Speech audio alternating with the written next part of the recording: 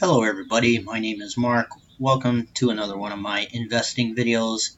And in this video I am going to talk about why I do not like the covered call strategy in general. And this here is a post from this person. Her name is Emily Jane Flodine. And this is in my Facebook group for option traders, a very good group. And this particular person, I've talked to this person before as far as exchanging messages. She's a very nice person. And the reason why I'm doing this video, it's certainly not to make fun of her or put her down, but because I believe that this is a very good opportunity for some education why I think the covered call strategy is not a very good one. So let's go ahead and go through her post here, and I'm going to read it. And she says here, "Hi traders, I generally sell covered calls on stock I'm happy to hold. However, I've been caught with X, and X is ticker symbol for US Steel, and the share price has tanked on me the last few months," which means that she bought the stock a few months ago. "Aside from using puts as a hedge when entering a stock, parentheses hindsight," and just as a side note, had she done that, that would be an option collar strategy, which I happen to think is a good strategy. But moving forward here, how can I manage this position now that I'm in it? I can afford to hold the shares long term if I choose to. I haven't used margin and I have other trades working well, which is good. It means she's diversifying a little bit. I haven't been selling calls since it dropped significantly. Any helpful suggestions would be much appreciated. And so when we scroll down, you're going to see there's a few other people that are in the same boat. So this guy, Richard Soren, I'm in the same boat. I sell OTM, that stands for out of money calls and puts. Strangle, about 45 days out. Wait and see which way the wind's blowing. Good luck. And scrolling down here, down and down. And here, this guy kind of gets it. Clinton David, either cut it or sell calls way longer time frame when volume is high. And she responds, "Okay, I'm stressed out about being exercised for a loss. Might need to get my head around that idea because I think it's the only choice I have." Well, it's actually not. She could hold on to the stock until it goes back up to whatever her dollar cost is. So moving down here, well, I would sell them not to get exercised for loss, which means you have to wait. So basically, she bought this stock X US Steel, and it's not doing well, which we'll take a look at here in a minute. And here's another guy. I'm in the same boat with KHC in my IRA.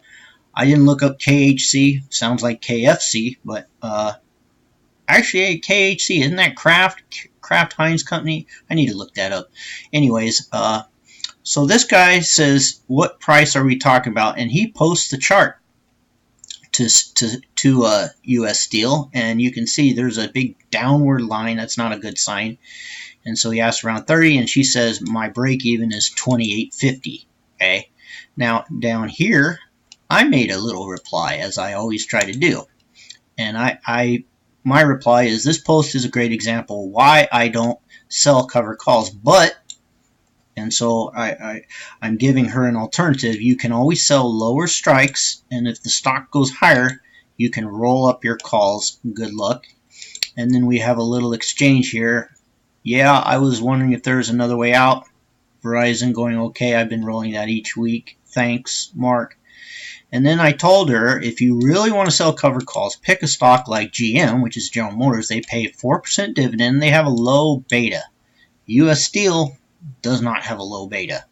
So if you're going to sell covered calls, you want to pick a stock that has a low beta, because a stock like General Motors is not going to have big swings like something like US Steel. And then she asked me about Ford. They have a decent dividend but trending down. And I said, I don't like Ford because it's a cheap stock, and cheap stocks are cheap for a reason. So I basically don't like Ford. And then I suggested BX, which is Blackstone, is one of my favorite buy and holds. Told her to check them out. They pay a 7% dividend. They have a good, strong chart, and they have good, solid fundamentals. So you can look them up too. So anyways, let's move on and let's take a look at US Steel. So she said her break even was $28.50.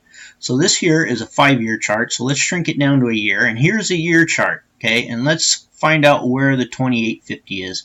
Here we go again. Let me get rid of that. Okay, so the $28.50 looks like she probably bought around this level right here, which means that she's been holding it since late last year, maybe October or November, and since then it is now down to 1925. So 28.50 being her break even, 1925. So she's down over $900. And when we look at the covered calls on US Steel, let's go ahead and look that up. And let's go to the option chain. So if her break even is $28.50 and she wanted to sell a covered call even at the $28 level, let's first of all look at a monthly and let's see what we get for a $28 covered call. So we go out of the money and it looks like the bid is $2. The ask is $3. That doesn't even cover commission. So let's go out 69 days. And now we got bid of $5 and the ask is $7. So you can kind of see the problem here that this person's having. Now let's go out even further. Let's go out 132 days. Now we're talking $18 and $19. So that's still really low. And 132 days, that's what, 4 months. That's 17 weeks. So all that time just to get back to her break even. And if it goes higher than that, then she misses out on all the profit. So you got high risk and super low return, even selling that call. Now if we go out further and we go all the way out to October, now we're looking at $50. And if you minus the commission, then maybe it's $40 or $45, right? And now she has to wait all the way till 223 days. So we're talking like 7 or 8 months. 180 days, 6 months, so well over 7 months just to get back to breaking even. And now the year is almost gone, and she hasn't made any money because all this time she's waiting for it to come back. And then what if US Steel decides to go higher than that? Let's say in the next 3 months it goes back up to its previous levels. And if we look at the chart, this is the chart here. But what if it goes all the way back here in the next 3 months? And she's going to miss out on all that profit because she's selling to open a call way down there, making an extra $50, which is like right there. That's like the $28.50 level. So if it goes back to its previous levels, and by the way, just a quick analysis on this. This is a 5-year chart, and so you can see that this particular stock is not a trending stock. It's a ranging stock, and it has wide swings, very wide, long swings. And so she would have bought like right there, which I never would buy a stock that ranges and it's on its way down from its upper range. So from a technical standpoint, I wouldn't have bought the stock there, but that's beside the point.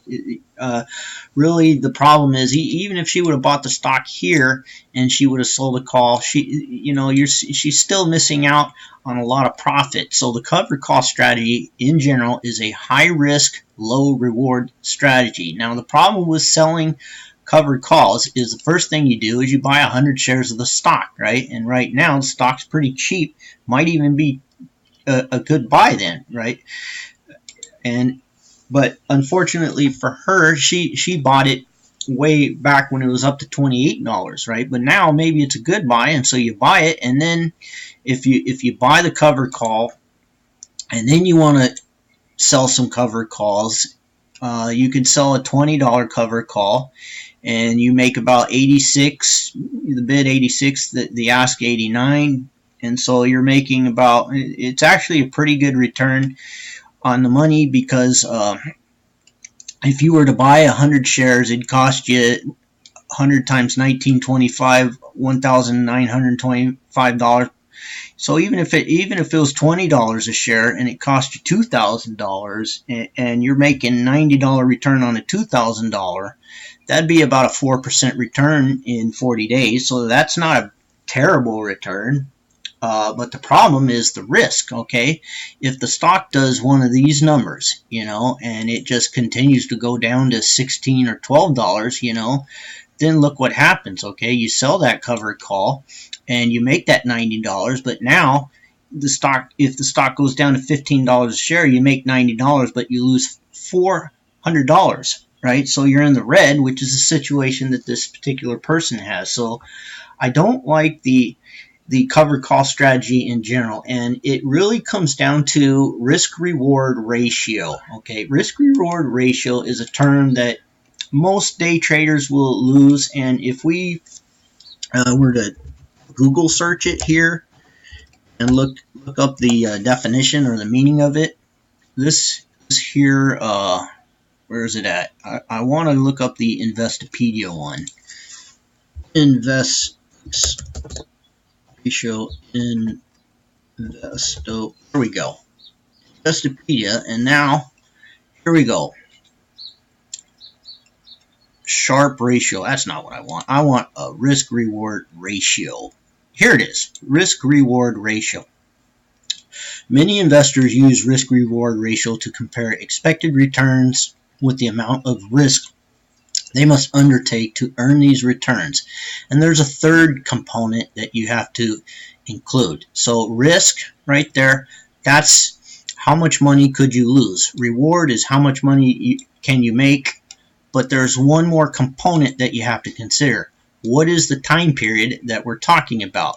Because when you start selling calls, now we are adding in a time factor. Okay, so if, for example, we were to buy 100 shares of U.S. Steel right now, then we spend 1925 times 100, so $1,925. That's our risk, and then our reward is the bid. If we were to sell, let's say, a $20 covered call, then the reward is this premium here, which the bid is 86, the ask is 89. So let's just say $90. Let's say we can get $90 for that. But if steel goes up to $20 a share, then we also gain stock appreciation. So steel is at $19.25, and we're selling a $20 covered call, which means we're giving somebody else the right to buy the shares from us. So essentially, when we sell a covered call, we are agreeing to sell our stock at this strike price. So basically, I'm telling somebody else, I'm buying the stock for $19.25, and I'll give you a contract to buy the stock from me for $20 a share, and then you get money for that. And that's the covered call strategy in general. And by definition, you're not an investor if you're buying a stock and then you're going to sell a stock. By definition, you turn into a trader. Okay, so you can't be selling covered calls and thinking of yourself, I'm an investor, I'm going to invest in this company, and then turn around and sell a call option to somebody. Okay, that's a contradiction in terms. Okay, and I think psychologically a lot of option traders lose money because they're not thinking right in their mind about what options are. Options are contracts that lose value over time, and by definition, you cannot invest in a contract. It's like you don't buy a car hoping that it goes up in value. Same thing with calls. You don't buy or sell calls or puts, for that matter, hoping that it goes up in value the same way that if you were to buy a stock or you buy a house like it's a piece of real estate. Okay, calls and puts, that's more of a trading strategy. You become a trader when you start buying and selling calls, and the covered call is a option trading strategy. It's not an investing strategy. It's not an income strategy.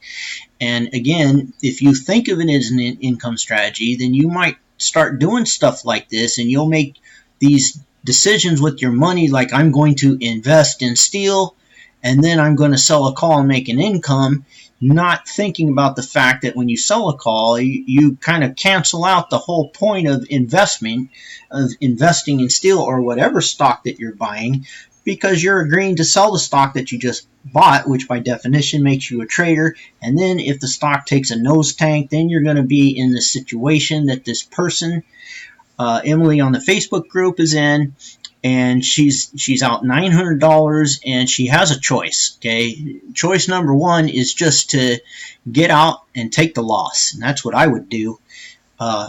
Option number two would be just to sell some lower strike price calls, and I would be looking at the charts here. So if I look at the chart on US Steel and I shrink it down to a year, and first of all, let's go back to 5 years. I want to go back to the 5-year chart.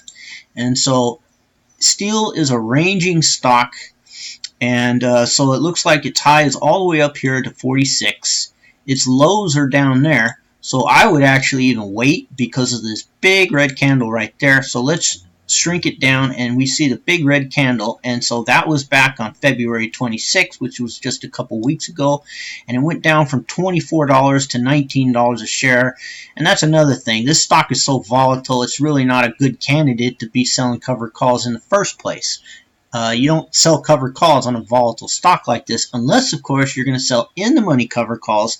Selling in-the-money covered calls, that's not a half-bad strategy, but I still say it has a low return, and I quit doing those for the most part. For the most part, I stick to my diagonal option spreads, which I think have much better risk-reward ratio. I've done plenty of videos on that. But in general, this has got some major volatility, but I would wait until it goes down here, and then I would look at some really short-term action, and I would wait for some kind of indication that the pressure is changing. And right now, I don't see any indication that the stock is done going down. When you see, you want to look for green stuff like that, and then you want to see where it tops out. Right now, I wouldn't even be selling covered calls. I wouldn't buy in or sell covered calls. But if I was her, I don't know. I would probably sell some in the money covered calls, or maybe some at the money covered calls, because there's no indication that this stock is going to go up. So if I was this person, I would be looking at selling maybe some really short term covered calls, maybe even this $19.50 call. And I would just start making bank on the weeklies, because the stock does look like it's poised to continue to go down a little more.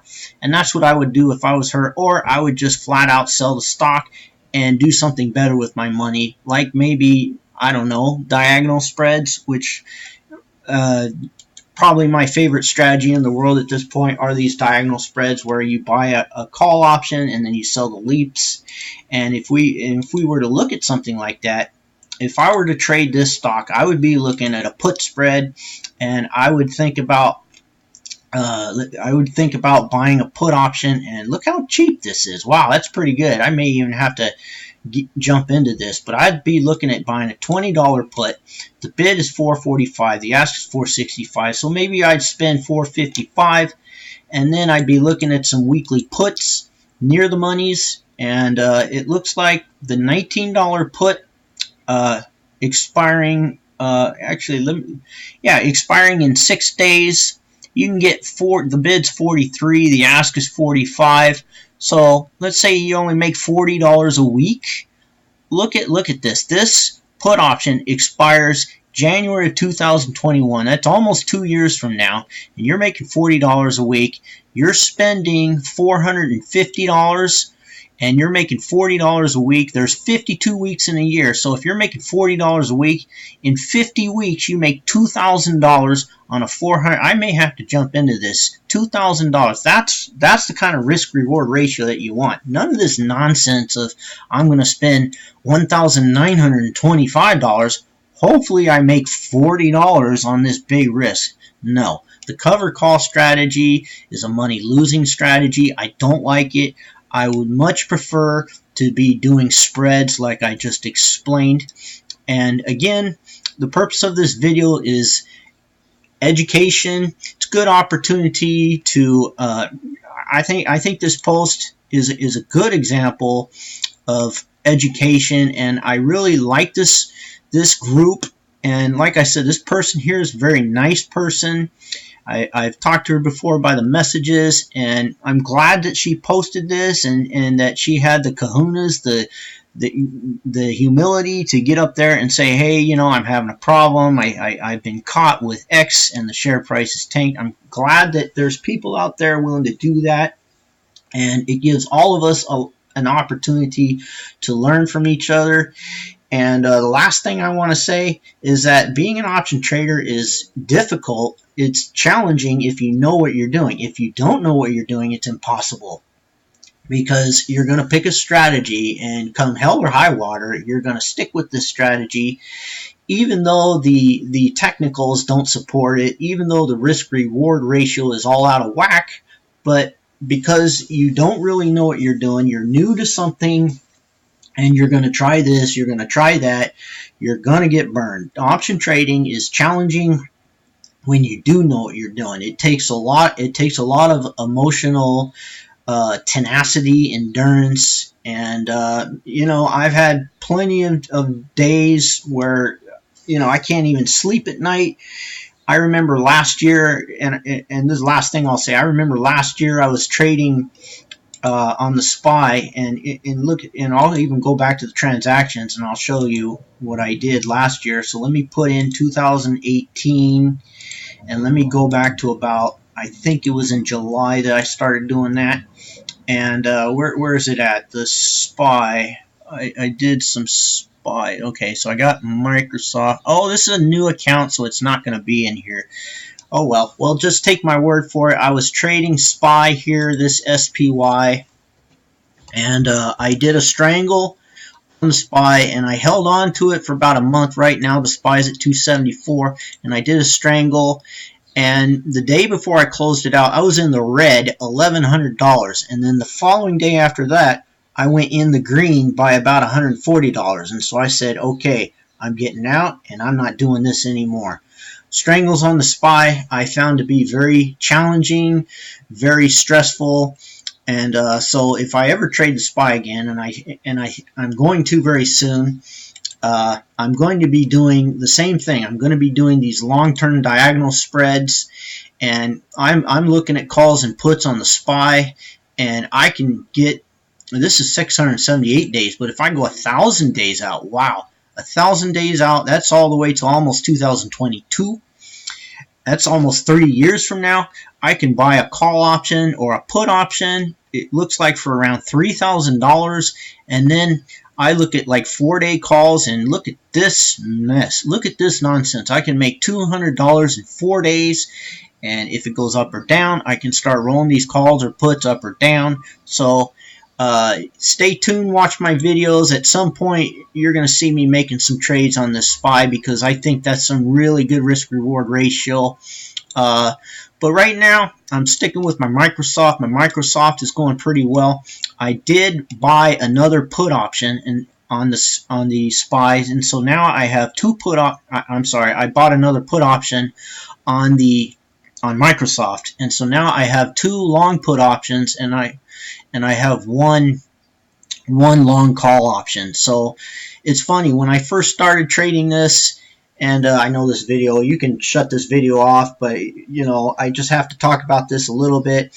When I first started trading Microsoft, I started with a call, and then eventually I had two calls, and then I bought a put, and then I got out of my 110 call spread, and now I bought another put because the price action on Microsoft is pointing downwards. So this stuff is a lot of fun. I enjoy it, but I don't do covered calls. Covered calls no longer is a favorable strategy. It's no longer a viable option for me. For me, the diagonal spreads are the way to go. I hope you enjoyed this video. If you have any questions at all about this video or anything I say or do, feel free to leave it in the comments section, any feedback, and I'll be happy to answer any questions. So thank you for watching this video, and I hope to see you in the next video, and have a good day.